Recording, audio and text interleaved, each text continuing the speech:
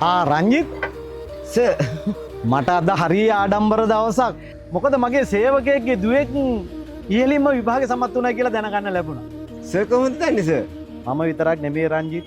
වැඩ පොලේ හැමෝම අද කතා වෙන්නේ රංජිත්ගේ දුව විභාගේ පාස් වෙච්ච එක ගැන. මගේ දුව ගොඩක් දුක් විඳ සර්. අපි විඳ දුක දරුවන්ට දෙන්න ඕනේ නෑ නේ සර්. මගෙත් එකම හීනේ කිල්ල හොඳ තැනකට යනවා දකින්න සර්. රංජිත් දන්නවනේ. අපිට මොනවාන් අඩුපාඩුවක්ද රංජිත්?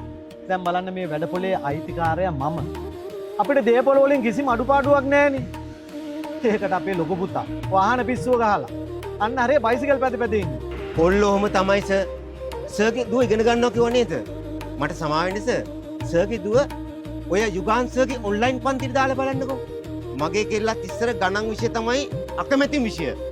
හැබැයි සර් යුගාන් සර්ගේ ඔන්ලයින් පන්තිට දැම්මන පස්සේ කෙල්ලගේ ආසම විෂය සර් ගණන් විෂය.